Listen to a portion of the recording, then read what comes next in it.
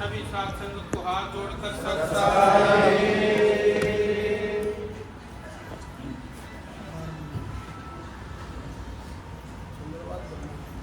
देखो भाई, गुरु की दया से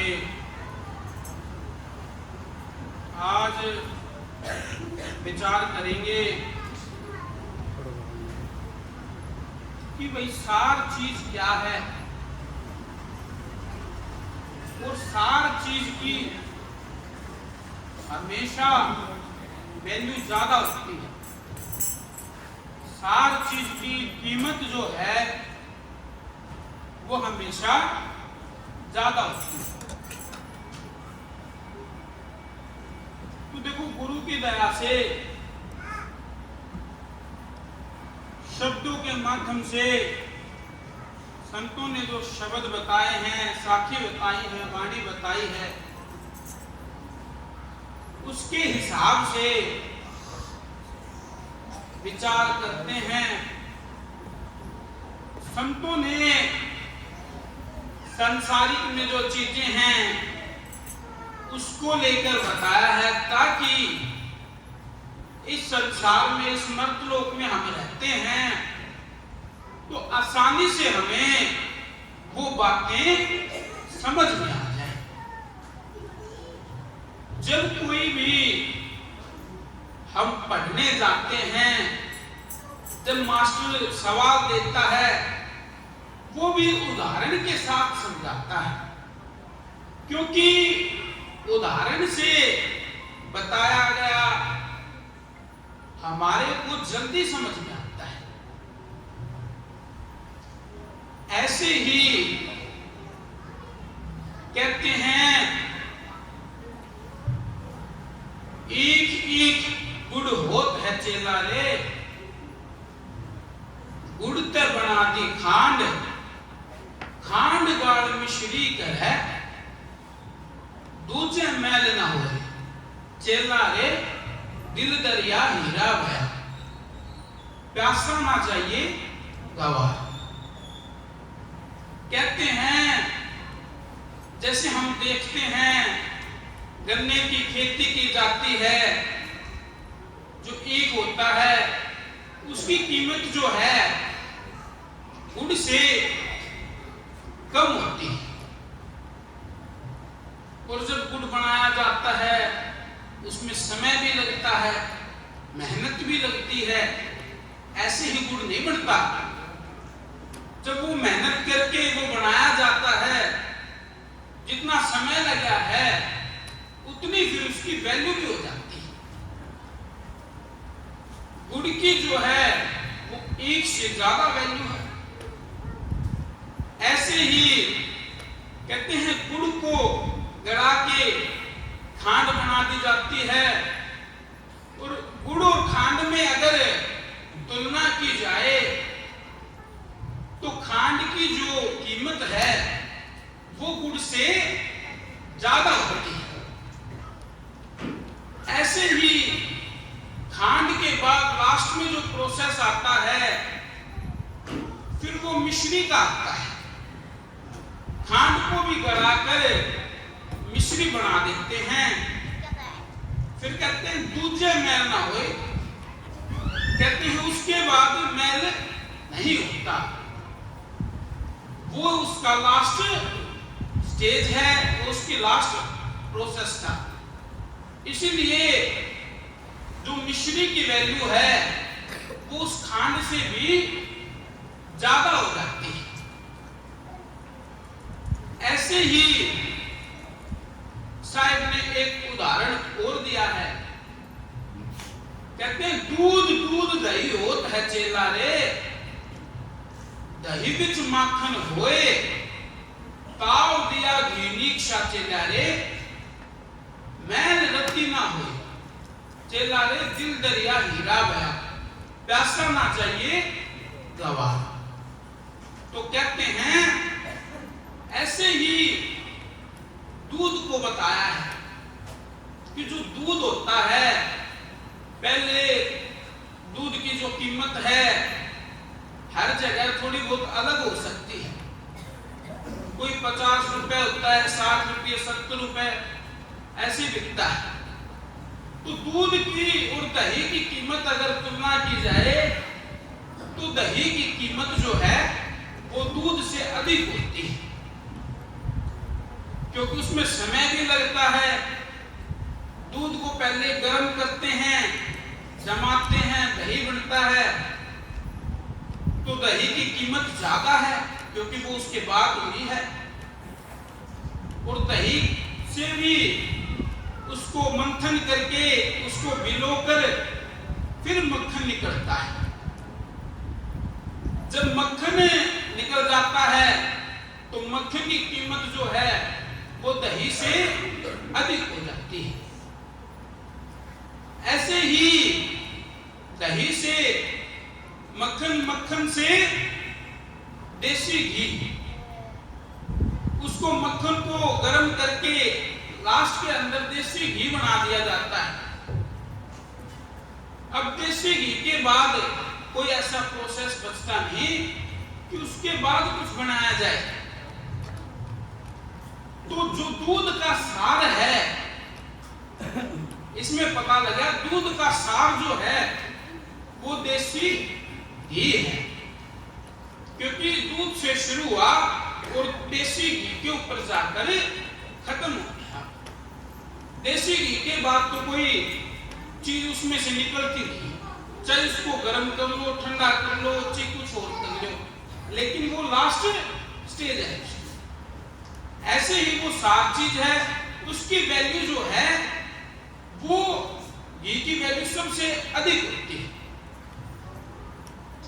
ऐसे ही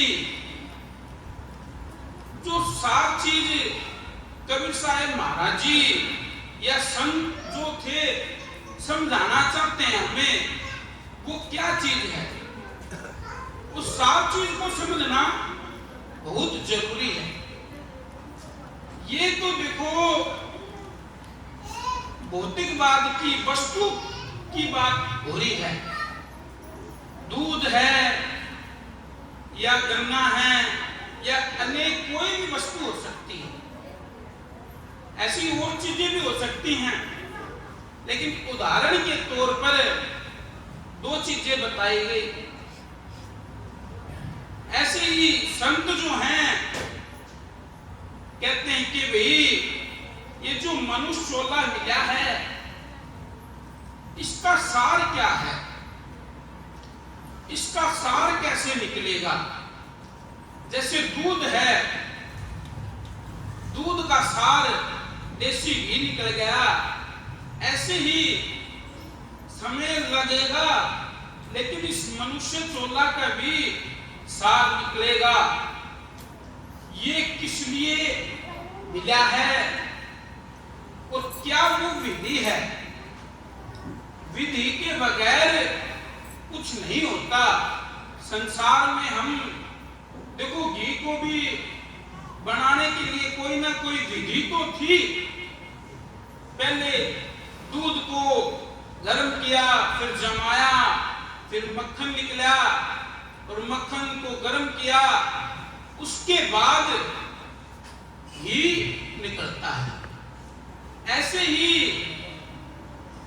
संतों की अगर हम बात समझेंगे तब समझ में आता है कि वो सार चीज क्या है। कहते हैं कि हैं कबीरा धर्मी दास न चेला रे। कबीर साहेब महाराज जी धर्मदास को समझा रहे हैं कि हैं कबीरा धर्मी दास न चेला रे, गुरु कहे मैं चाल, गुरु शब्द निसार है चेला रे, सतवज उतरो पार। दिल दरिया हीरा बया, प्यासा ना चाहिए रे गवार। कहते हैं गुरु जो है, गुरु सार शब्द देता है। वो सार शब्द क्या है? सार शब्द सत्य है। सदगुरु जो है वो सत्य का ज्ञान कराता है। जो चीज का ज्ञान कराए, जो जिस चीज का बोध कराए,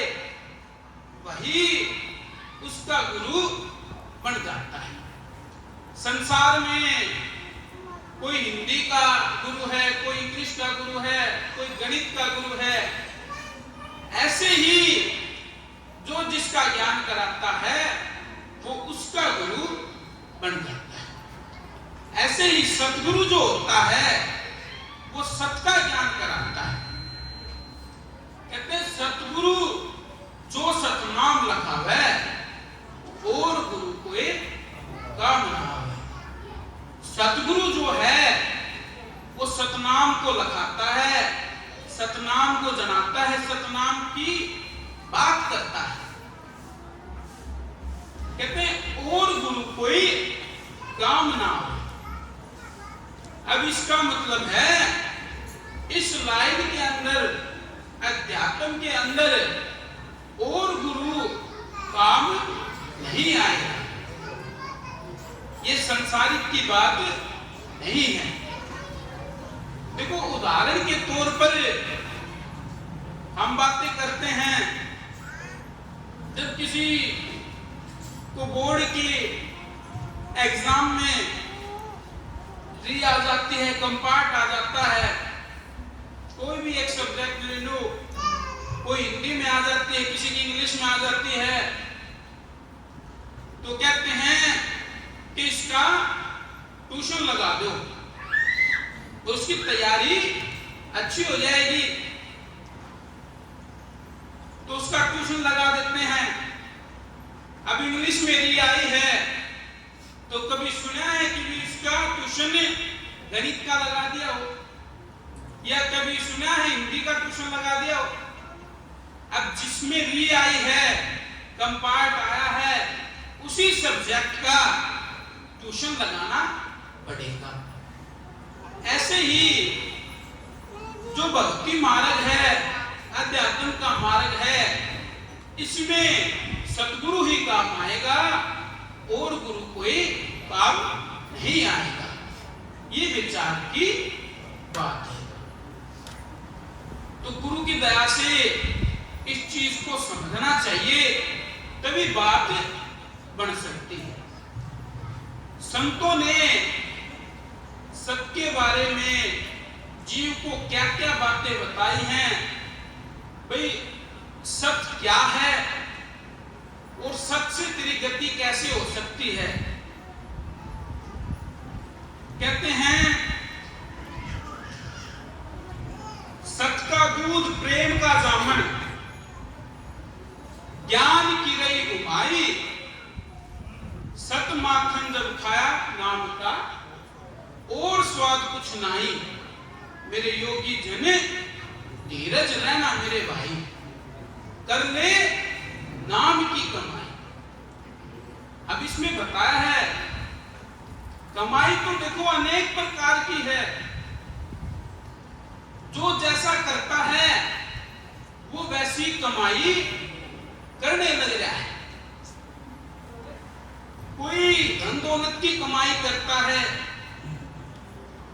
कोई किसी चीज की कमाई करता है, कोई गलत काम करता है तो वो अपने कर्म बना रहा है, उसकी कमाई कर रहा है, कोई अच्छे कर्म कर रहा है तो वो उस चीज की कमाई कर रहा है, कोई सतनाम में लगा हुआ है तो वो सतनाम की कमाई कर रहा है। तो अध्यात्म में क्या सतनाम की कमाई करना बहुत जरूरी है। कहते हैं जब सतमाखन जब खा लेता है तो संसार के और स्वाद जो हैं वो इस जीव को फिक्के लगने लग जाते हैं। ये जो और स्वादों में ये मन भटका पड़ा है, ये स्वाद जो हैं ये टेम्परेरी अस्थाई है, ये डुप्लीकेट हैं, ये टेम्परेरी हैं। तो इसको सथाई को मालिक का नाम है जो कभी मिट नहीं सकता, या उसका स्वाद कभी कम नहीं हो सकता, खत्म नहीं हो सकता। ये उदाहरण के साथ बात करते हैं साहेब की दया से। जैसे कोई भी इंसान को कोई भी वस्तु कितनी भी खाने में अच्छी क्यों ना लगे, कोई भी वस्तु हो सकती है, स्वाद सबका अलग है।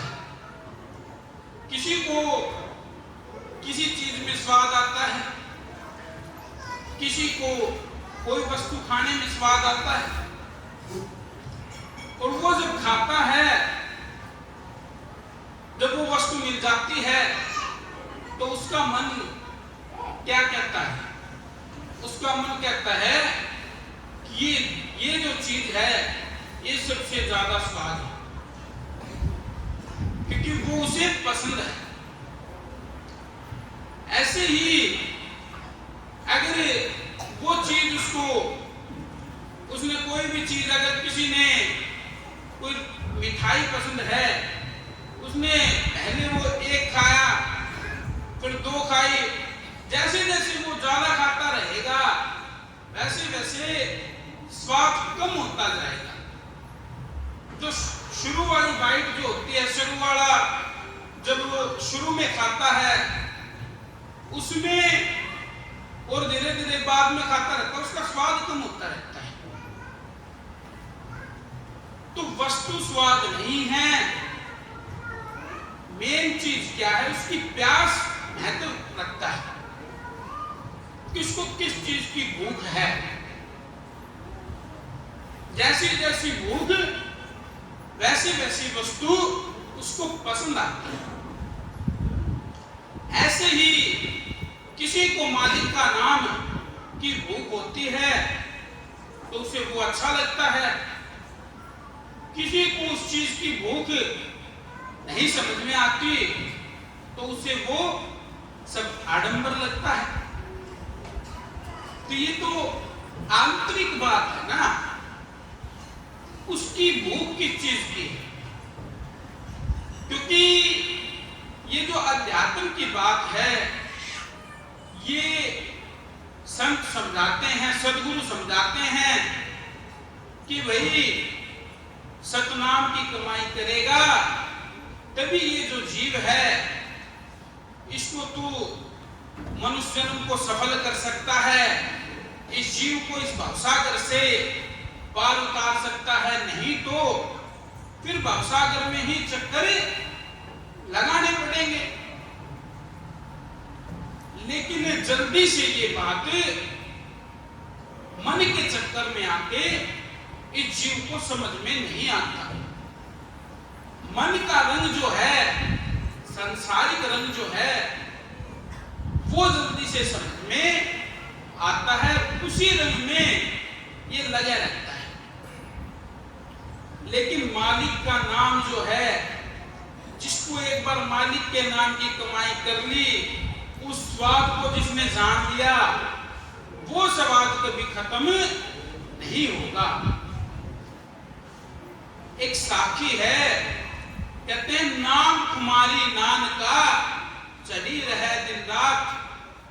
जो कहते भी नाम कुमारी जो है, मतलब वो दिन रात चली रहती है, वो कोई अस्थायी नशे की तरह नहीं है कि किसी ने कोई नशा किया, शाम को किया तो उसने 2 घंटे 4 घंटे सुबह वो नशा करना पड़ेगा, फिर उस नशे का असर होता है, फिर शाम को फिर उतर जाता है, शाम को करता है तो सुबह उतर जाता है।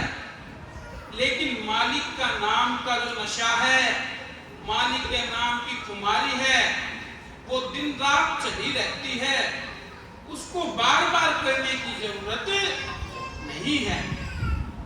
मालिक का नाम की तो जिसे ज्ञान हो जाता है, जिसकी ये जो चेतना है वो जाग जाती है, तो बात बढ़ जाती है।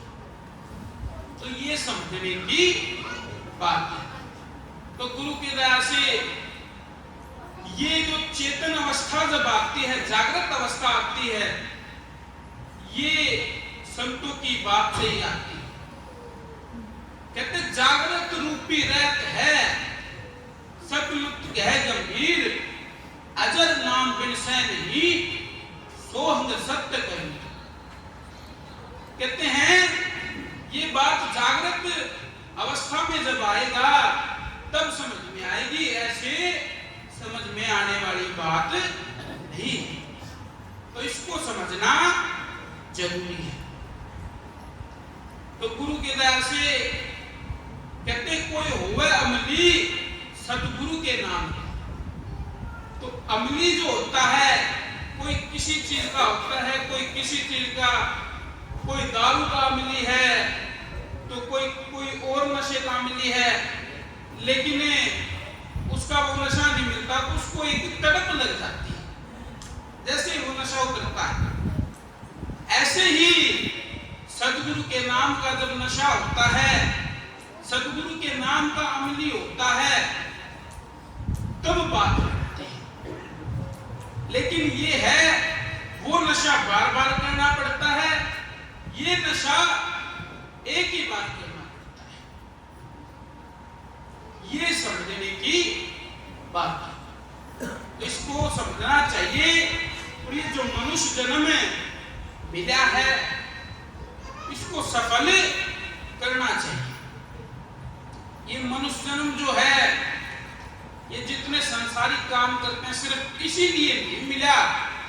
ये मनुष्य जन्म मिला है विचार करने के लिए, विवेक जगाने के लिए, सत्य की भक्ति करने के लिए।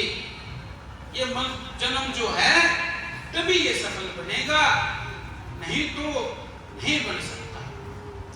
संसार में हम गलत कर्म करते रहते हैं और हमें पता भी नहीं लगता। ये जो चीजें हैं, ये हमें संतों की वाणियों से ही पता चलता है कि गलत क्या है, सही क्या है। उस चीज को विचार करेंगे तभी बात बन पाएगी।